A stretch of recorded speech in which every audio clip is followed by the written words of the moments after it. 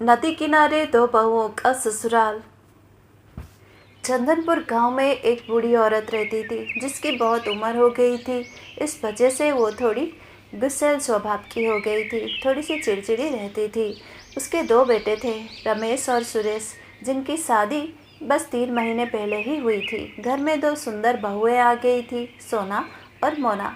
सोना और मोना अब घर संभाल रही थी। सासू माँ ने कामकाज का बंटवारा कर दिया था। बड़ी बहू सुबह का खाना बनाती थी और शाम का खाना बनाती थी छोटी बहू, और दोपहर का खाना दोनों मिलकर बनाते थे। बड़ी बहू बहुत ही शांत स्वभाव की थी, बहुत ही नम्र थी, पर छोटी बहू बहुत ही चिड़चिड़ी सी हो जाती। छोटी छोटी बातों पर उसे बहुत गुस्सा आता था। अगर कोई उसे कुछ बोल दे या हुक्म दे तो वो बहुत गुस्सा करने लगती थी। उसमें धैर्यशीलता बिल्कुल नहीं था। इस तरह समय बीत रहा था। एक दिन सासू माँ को सब्जी पसंद नहीं आई, क्योंकि सब्जी में बहुत नमक हो गया था, और सब्जी छोटी बहू सोना ने बनाया था। इसलिए वो सोना से बोलने लगी, ये क्या इतना सारा नमक डालकर तुमने मुझे दिया है? क्या समझ के रखा है तुमने मुझे? मैं इतना सारा नमक खाऊंगी कि इस उम्र में? जानबूझकर ऐसा कर रही हो क्या बहू? अरे देखो देखो, थोड़ा सा नमक ज़्यादा हो गया है, और बुढ़िया कैसे बरस पड़ी है मुझ पर। हाँ, नमक ज़्यादा हो गया है तो क्या इस तरह बात करेगी मुझसे, बुढ़िया कहीं की। देखिए माँ जी, अब गलती तो गलती है। अब गलती को लेकर आप अगर राय का पहाड़ बनाएंगी तो मैं क्या करूँगी। हाँ, गलती हो गई मुझसे, पर माँ जी इस तरह आप बातें ना कीजिए। मेरी आदत नहीं है सुनना, मुझे बिल्कुल पसंद नहीं है कोई मुझ पर इस तरह हुक्म चलाए और ऐसे ऊंची आवाज़ से बात करे। झट से वो अपनी सासू माँ को बोलकर वहाँ से चली जाती है। सासू माँ को बड़ा बुरा लगता है। इस तरह समय बीतता है। सासू माँ की उम्र की वजह से वो थोड़ी चिड़चिड़ी है और कुछ ना कुछ बोलती रहती है दोनों बहुओं को, कभी कभी। पर बड़ी बहू जहाँ सब कुछ सह लेती है, वहाँ छोटी बहू बिल्कुल नहीं सहती, पलट कर ही जवाब देती रहती है। इस तरह सासू माँ को बड़ा बुरा लगता है। उन्हें छोटी बहू बिल्कुल पसंद नहीं आती है। समय बीतने के साथ साथ सासू माँ और छोटी बहू का रिश्ता बहुत ही खराब हो जाता है। एक दिन सासू माँ खाना खा रही हैं, पर यह क्या, सब्जी में बहुत ज़्यादा मिर्च हो गई है। उन्हें बहुत ज़्यादा गुस्सा आता है और वो बड़ी बहू को पूछती हैं, जो पास में बैठी थी, बेटी ये क्या बना दिए हो तुम? इतना ज़्यादा मिर्च हो गई है, मैं कैसे खाऊं? तुम्हें क्या इतना तक पता नहीं है कि मैं मिर्च पसंद नहीं करती, और इस उम्र में इतना मिर्च खाऊंगी क्या? माँ जी सब्जी तो मैंने नहीं बनाई है, छोटी ने बनाई है, शायद उसने गलती से डाल दिया होगा ज़्यादा मिर्च का पाउडर। माँ जी आप उसे ना खाइए, मैं आपके लिए कुछ और जल्दी से बना कर ले आती हूँ।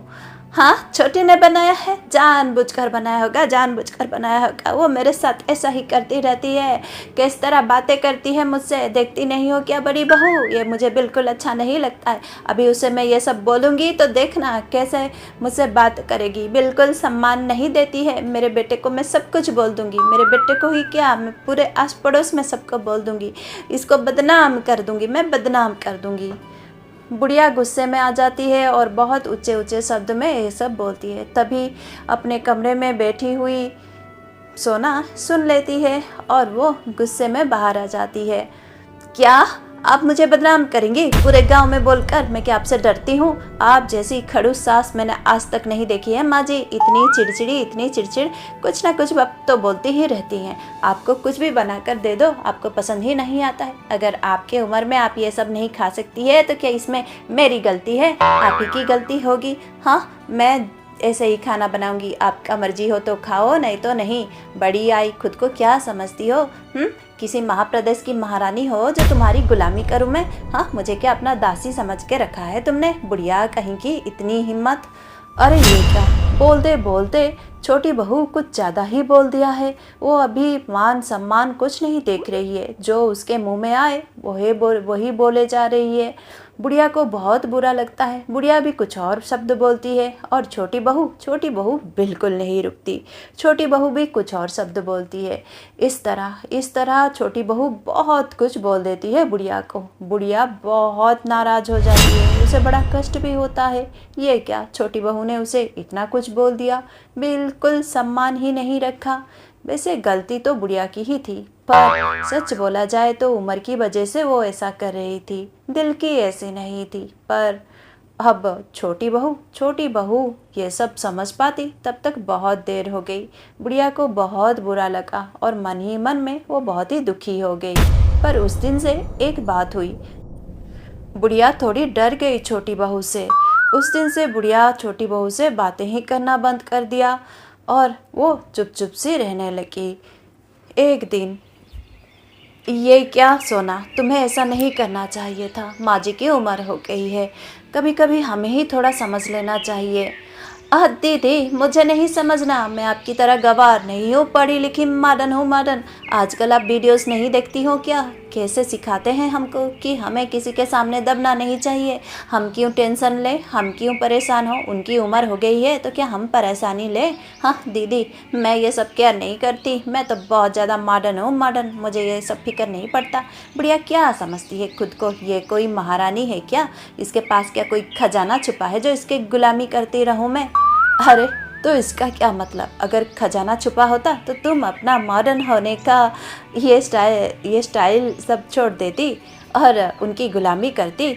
ये तो कुछ समझ में नहीं आई। देखो, मॉडर्न होने का मतलब ये तो नहीं है कि हम अपने बड़ों का सम्मान आदर ना करें, उनको ना समझें। उनकी उम्र हो गई है, हमें थोड़ा समझना चाहिए। कभी कभी इंसान को झुकना चाहिए, थोड़ा सा झुकने में कोई खराबी नहीं है। दीदी ये सोचना आप अपने पास रखो, आप तो गवार हो गवार, मैं तो मॉडर्न हूँ मॉडर्न। मेरे पास टाइम नहीं है, मैं किसी के लिए ऐसे टेंशन लूँ खुद पर, कभी हो ही नहीं सकता। बुढ़िया को रहना है तो मेरे साथ एडजस्ट करें, मैं बुढ़िया के साथ एडजस्ट नहीं कर सकती।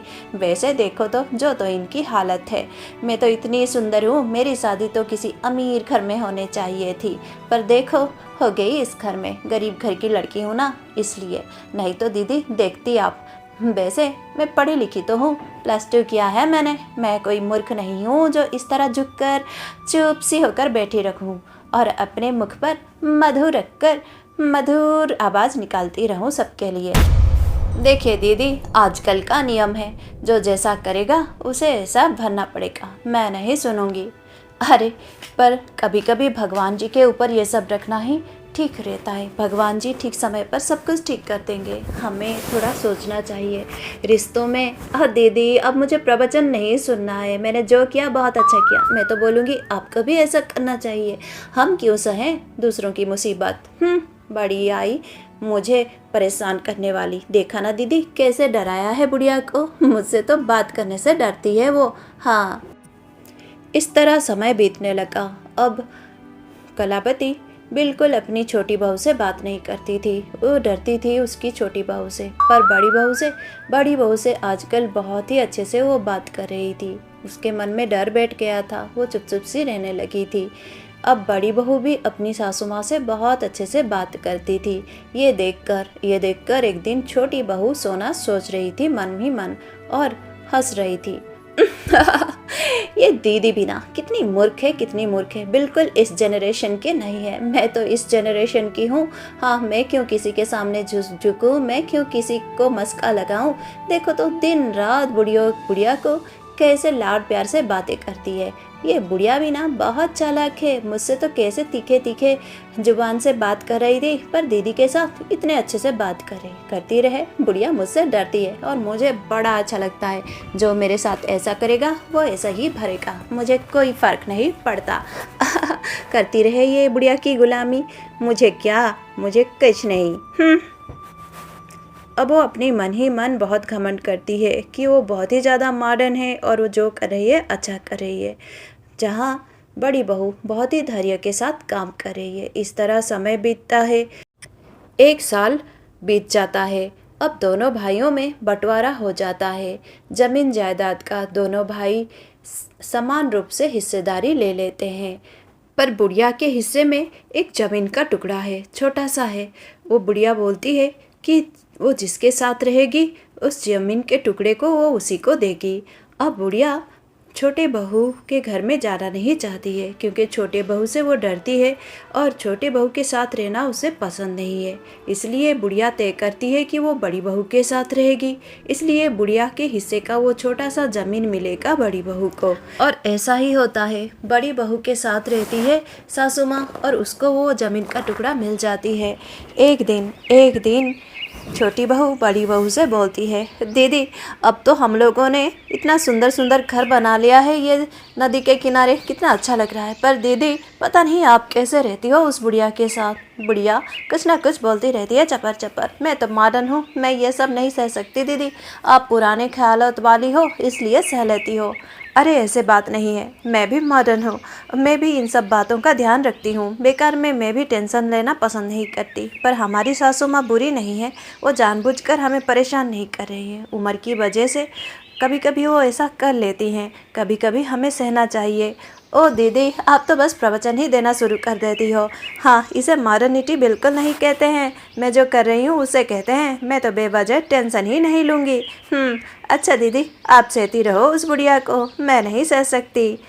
अब ऐसा ही कर रही थी बड़ी बहू। बहुत ही धैर्य था उसमें और उसे पता था कि उसकी सासू माँ बुरी नहीं है। उम्र की वजह से वो कभी कभी ऐसे बिहेव करती हैं।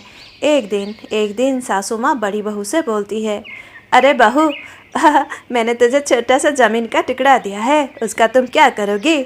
माँ जी मैं सोच रही हूँ मैं उसमें एक बगीचा बनाऊँ। अरे बेटी हाँ कर लो, मैं तो बहुत आलसी थी और तुम्हारे ससुर जी भी बहुत आलसी थे। तुम्हें पता है मेरी सासू माँ मुझे बहुत स्नेह करती थी जैसे मैं तुम्हें करती हूँ, क्योंकि मैं भी अपने सासू माँ को बहुत मानती थी, स्नेह करती थी। उन्होंने प्यार से मुझे वो ज़मीन का टुकड़ा दिया था। वो तो बोल रही थी कि ये ज़मीन का टुकड़ा किसी राजा महाराजा का है और उसने उसमें खजाना छुपाया है। पता नहीं सच क्या है, मुझे तो नहीं पता। मैं तो आलस के मारे कभी देखने की कोशिश भी नहीं की है। क्या पता, तुम तो बहुत ही मेहनती हो, शायद तुम्हें मिल जाए अगर कोई खजाना होगा तो ये बातें करके सास और बहू दोनों हंसती है। उस दिन शाम को वो उस छोटे से ज़मीन के टुकड़े में जाती है। वहाँ उसे एक सुंदर सा बगीचा बनाना है। वो सब्जी के बीज लेकर आती है और ज़मीन को प्रस्तुत करती है। तभी अचानक चमत्कार हो जाता है। किस्मत से उसे सच में खजाना मिल जाता है वहाँ पर। और ये क्या, सच में उसके हाथ में लग गया है एक खजाने का बक्सा जिसके अंदर है बहुत सारे हीरे जवाहरात। उसकी तो किस्मत बदल जाती है। ये क्या हो गया है इसके साथ? क्या सच में उसकी धैर्यशीलता के वजह से कर्म ने उसे पुरस्कार दिया है? हाँ, शायद हो सकता है। उनकी किस्मत बदल जाती है, सब कुछ बदल जाता है। धैर्यवान इंसान कर्म के द्वारा पुरस्कृत होता है।